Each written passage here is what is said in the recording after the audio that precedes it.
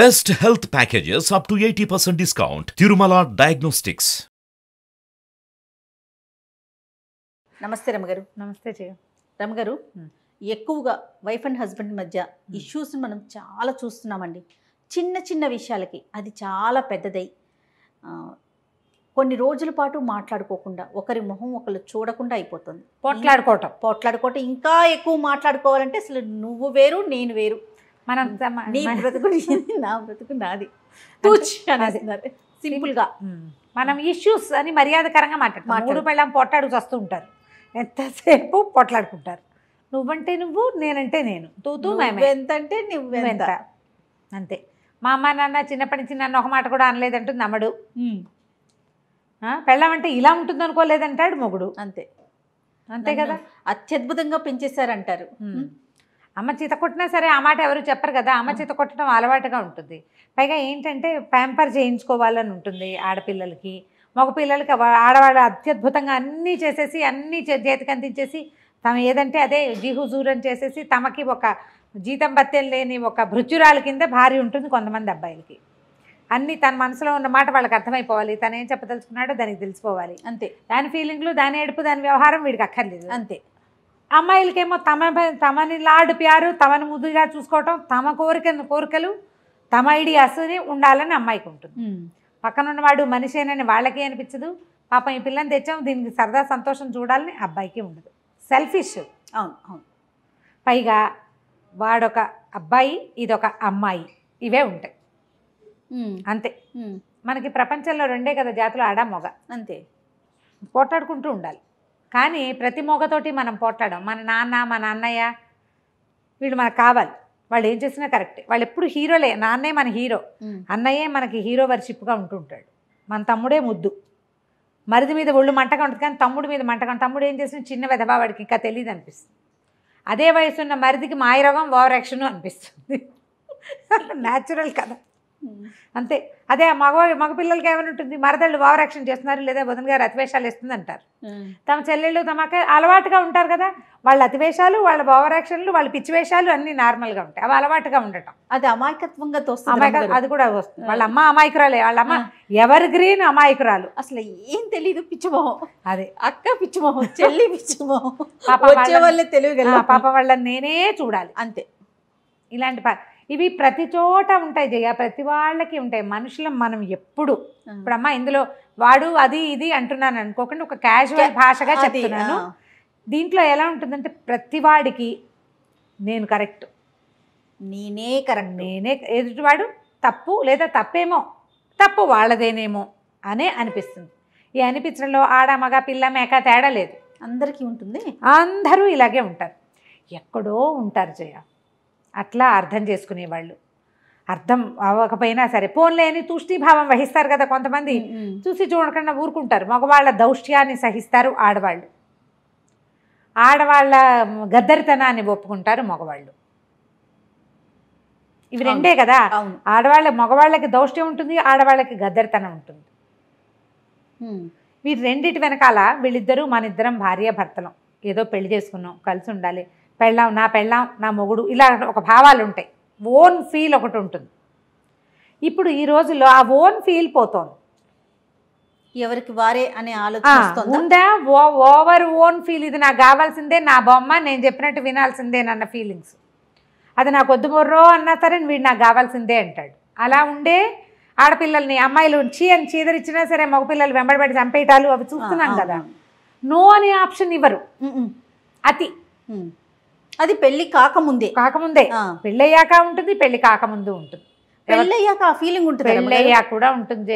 ఆడవాళ్ళు ఎవరింటికైనా వెళ్ళినప్పుడు వీళ్ళు తమతోటే ఉండాలి, తమ దగ్గరే ఉండాలి, అటు ఇటు వెళ్ళకూడదు, పుట్టిళ్లలో పనులు చేయకూడదు, ఫ్రెండ్స్కి ఇంపార్టెన్స్ ఇవ్వకూడదు, కజిన్స్కి ఇంపార్టెన్స్ ఇవ్వకూడదు, వాళ్ళు వీళ్ళు కలవకూడదు. మీరు ఎంతమంది కనెక్ట్ అవుతారో తెలుసా? అవును అని ఆన్సర్లు 100 వస్తాయి జయ. తనకే ఇంపార్టెన్స్ ఇవ్వాలి. మా నాన్న అంటే నాకు పంచప్రాణాలు లాంటి పిచ్చి పిచ్చి మాటలు మాట్లాడకూడదు. మొగుడే పరమదైవం, ప్రత్యక్ష దైవం అనాలి. తనకి పొసెసివ్గా ఉంటారు. ఆడవాళ్ళు పొసెసివ్గానే ఉంటారు. చెల్లెల్ని బాగా చూస్తే ఓర్చుకోలేరు, అమ్మతో ప్రేమగా ఉంటే వీళ్ళకి నచ్చదు. అవును. ఎవరైనా కజిన్స్, చిన్నప్పటి నుంచి కలిసి పెరిగిన కజిన్స్ వాళ్ళతోటి వీళ్ళు చనువుగా ఉంటే భరించలేని తను. ఇది అతి. వీళ్ళు పొసెసివ్గా ఉండటం ఇదొక ఏమన్నాలంటే మానసిక జాడ్యం కింద చెప్పాలి. పొసెసివ్నెస్ ప్రేమ అనుకోవటానికి వీలు లేదు. ఇది నాది, చచ్చి సావు బతుకు అది నేనే ఉంచుకోవాలి అనే ఫీలింగ్. అది బొమ్మల మీద ఉంటుంది, మనుషుల మీద కూడా వచ్చేస్తుంది. ఇది ఒక ప్రత్యేకమైన కల్ట్. అది పొసెసివ్నెస్ ఉండేవాళ్ళు ప్రత్యేక జాతి. అలా కాకుండా ఇతను నా భర్త, ఈ విధి విధానంగా పెళ్లి చేసుకున్నాం, అమ్మ నాన్న వెతికి పెళ్లి చేశారు లేదా నేనే వెతుకుని చేసుకున్నాను వీడిని, కష్టమో నిష్ఠూరమో వీడితో కలిసి ఉందాం, వాడు ఎలాంటి వాడో అలాగే స్వీకరిద్దాం. పొట్లాడుకోరు, తొందరపాటు వాడు లేదా ఒకటి, లేదా మూర్ఖుడు మొండివాడు రెండోది, తెలియని వాడు మూడోది, అంటే సంపాదన పరుడు కాదు, లేకపోతే సంపాదన మీదే ఎక్కువ ఆసక్తి, అది అతని మనస్తత్వం. యథాతథంగా ఉన్న మనిషిని ఉన్నట్టుగా తీసుకోవటం అనేది ఇప్పుడు లేదు. ఒక కోర్సు సెలెక్ట్ చేసుకుని అందులో నాకు కావాల్సిన సబ్జెక్టులు సెలెక్ట్ చేసుకున్నట్టుగానే ఒక పిల్లాడిని సెలెక్ట్ చేసుకుని నాకు కావాల్సిన లక్షణాలే ఉండాలని అనుకోవటం ఒక పెద్ద తప్పు. అవునండి. ఆ పిల్లాడే కాదు, ఆడపిల్లల్లో కూడా అంతే, అమ్మాయిల్లో కూడా అంతే. అమ్మాయి నాకు ఇట్లా కావాలి. ఇప్పుడు వీళ్ళిద్దరు నాకు ఒక పాయింట్ ఎప్పుడు అర్థం కాదు జయ, పిల్ల ఇదివరకు పెళ్లి చూపులు వస్తే అమ్మాయికి వంట వచ్చా అని అడిగేవాళ్ళు. బాగుంది శాస్త్రం, ఎందుకంటే అదేదో 10th ఇంటర్మీడియట్ చదివి ఇళ్లల్లో కూర్చుని అమ్మల వెనకాల పప్పుగా గుత్తులు తిప్పుకుంటూ వంటలు నేర్చుకునేవాళ్ళు. పెళ్లి చేస్తాం ఇంకా పిల్లకి వంట నేర్పించాలి అనుకునేవాళ్ళు. 12-14 ఏళ్ల వయసు వచ్చిన దగ్గర నుంచి బియ్యం వార్చమ్మా, అన్నం వార్చు, కూర తరిగి పెట్టు, వంకాయ ముక్కలు కలుపు, ఓసారి ఆలుగడ్డ ముక్కలు వేపించు, పాలు తోడుపెట్టు చేయించేవాళ్ళు కదా.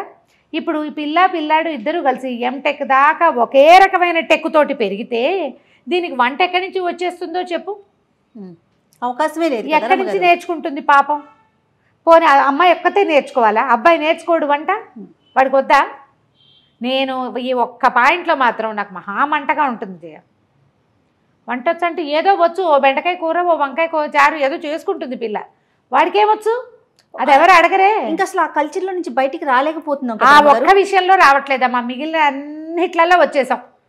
అన్నిట్లలో చింకి గుడ్డలు కట్టుకోవడం దగ్గర నుంచి ప్రతి దాంట్లోకి వచ్చేసాం. కానీ ఆడాళ్లే వంట చేయాలి అనే పాయింట్ల నుంచి బయటికి తల్లులు రావట్లే. ముందు ఆడపిల్లలు చదువుకోవాలి, ఉద్యోగం చేయాలి, చదివే కొడుకుతో సమానంగా సంపాదించాలి. ఇద్దరికి క్యాంపస్ సెలక్షన్ వస్తే ఆ పిల్ల ఏ టైం ప్రకారం వంట నేర్చుకుంటుందో ఒక ఆడపిల్ల చెప్పు. ఇది ఆడవాళ్ళ వైపు నుంచే వస్తున్న సమస్య. ఎక్కువగా తల్లులు వంట రాదా, దానికి వంట రాదా అంటే నీ కొడుకేమొచ్చు, వాడికి అండర్వేర్ ఆరేసుకోవడం కూడా రాదు, అయినా పర్వాలా. ఈ రెండు మారితే బాగుండేమో అనిపిస్తుంది. పోట్లాడుకోవటం అంటే దీని మీద ఒక చిన్న చిట్టి పిట కథ చెప్దాం. ఒక భార్య భర్త గురువు గారి దగ్గరికి వచ్చారట. మరి ఇలా ఉంటే కొట్టుకు తెచ్చిపోతారు కదా న్యాచురల్లీ. సరే వీళ్ళిద్దరు వచ్చి ఏం చెప్పారంటే, మేము ప్రేమించుకుని పెళ్లి చేసుకున్నామండి, ఏమిటో మాకు ఎప్పుడు తగాదాలు వస్తున్నాయి, ఎంతసేపును ఎప్పుడు కొట్టుకుంటున్నాం మేము, కొట్లాటలు చాలా ఎక్కువైపోయినాయి గురువుగారు, ఏదైనా ఒకటి చెప్పండి మాకు సొల్యూషన్ చెప్పంటే గురుగారు ఏమన్నారంటే, ఏ విషయం మీద పోట్లాడుకుంటున్నారు? వంట, పెట్టు, తీరు, తెన్ను, ఇల్లు, వాకిలి, గుడ్డ, గుసురు, ప్రతిదాని మీద పోట్లాడుకుంటారు వాళ్ళు. సరే, ఈసారి పోట్లాట వచ్చినప్పుడు అమ్మాయిని చూసినప్పుడు మీ అమ్మని గుర్తు తెచ్చుకో అని అబ్బాయికి చెప్పాడు. అక్కడి నుంచి అమ్మాయికి ఏం చెప్పాడంటే, ఈసారి ఏదైనా పోట్లాడాల్సి వస్తే అబ్బాయి బదులు మీ నాన్న అక్కడ ఉన్నాడు అనుకో, బాగుంది అని చెప్పాడు. ఇప్పుడు ఏదైనా పోట్లాడాలంటే నాన్నతోటి పోట్లాడాలి లేదా అమ్మతోటి పోట్లాడాలి. అమ్మాయి అబ్బాయి ఇద్దరు ఇంటికి వెళ్ళిపోయారు. 1.5-2 ఏళ్ళకు పిల్లాన్ని ఎత్తుకుని ఓసారి మళ్ళీ కడుపుతో ఉన్న అమ్మాయి వచ్చారు గురువుగారి దగ్గరికి. ఏమి బాగున్నారా అని అడిగాడు ఆయన. మీ సలహా వల్ల బాగున్నామండి అని. ఎట్లా అంటే, ఇప్పుడు కూర ఏడ్చినట్టుంది అని చెప్పాలి. అమ్మని ఏనాడైనా అంటామా? ఆ మాట అనగలమా? ఏ మగపిల్లాడు వాళ్ళ అమ్మని ఏంటి అమ్మా నీకు ఒంట్లో బాగోలేదా, కూర సరిగ్గా చేయలేకపోయావు అంటాడు. అంతేగాని నీ మొహల్లా ఉంది, ఎవడు నేర్పాడు అంటాడు అమ్మని. నీకు ఇలాంటి కూర నేర్పినందుకు మీ అమ్మని తిట్టాలి అంటారా? నీ పెంపకం ఇలా తగలబడింది అనగలరా?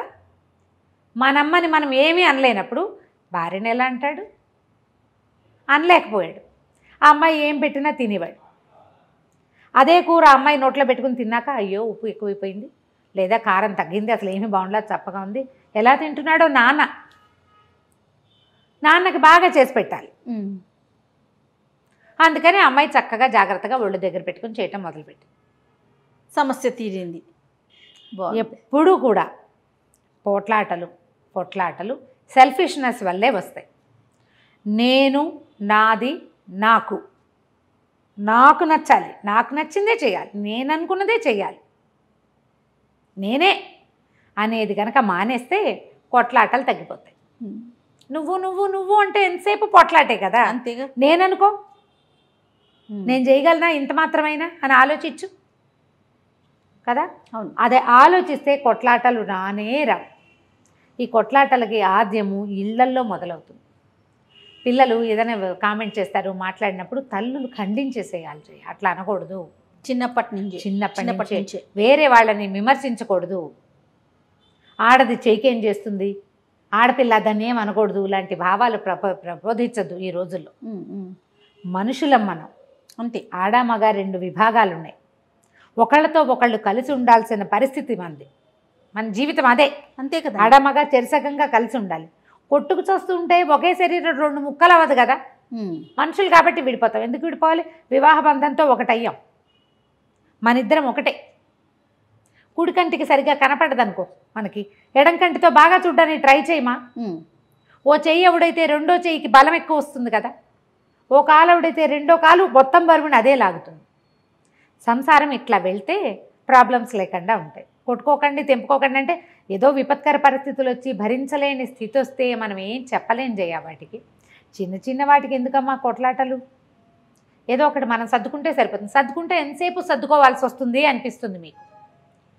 కొన్ని పెట్టుకోండి, వీటికి మాట్లాడక్కర్లేదు అని. సమస్య గొంతు దాటినప్పుడు మాట్లాడాల్సిందే. చిన్న పొన్న వాటికి తగాదాలు చేసుకుని మాట్లాడి పోట్లాడుకుని వచ్చి వాళ్ళకి చెప్పి వీళ్ళకి చెప్పి ఎప్పటికీ తెగకుండా ఎవరు ఫస్ట్ సారీ చెప్పాలనే విషయం మీద కూడా పోట్లాడుకుని సారీలు చెప్పద్దు, మామూలుగా క్యాజువల్గా మాట్లాడుకోండి, పోట్లాట తగ్గిపోతుంది. అదొక ప్రాక్టీస్ అంతే. ఒకసారి ట్రై చేస్తే కుదురుతుంది. సంసారాలు చెడగొట్టుకోవద్దు. మనకేంటంటే ఈ దొరికిన కంపానియన్షిప్ కంటే అద్భుతమైనది రేపు దొరుకుతుందనే నమ్మకం ఏం లేదు. అందరూ ఇలాంటి వాళ్ళే, అన్నీ ఇవే సెల్ఫిష్ రకాలే ఉన్నాయి ఉన్నవన్నీను, ఆడైనా మొగైనా. అవును. ఎందుకంటే నేను పరీక్ష రాయాలి, నా ర్యాంక్ కోసం నేను పరిగెడతాను కదా, అదంతా సెల్ఫిష్ థింగే కదా. మనం ఫస్ట్ రావాలి, మనకు ర్యాంక్ రావాలి, మనకు ఉద్యోగం రావాలి, పోటీ. ఆ పోటీ నువ్వు జీవితంలోకి తెచ్చుకోకూడదు. చదువులో, ఉద్యోగంలో, ఆఫీస్లో, కెరీర్లో ఉన్న పోటీ జీవితంలో కూడా వచ్చి అవి అలవాటైపోయినాయి. వచ్చేసి చెరో పక్కకి లాగేసుకుంటున్నాం, చివరికి కొట్లాడుకుంటాం. కొట్లాట చివరి లక్ష్యంగా, చివరి విషయంగా ఉండాలి, నిత్య విషయంగా ఉండకూడదు. థ్యాంక్ యూ రామ్ గారు. నమస్తే. నమస్తే జీ.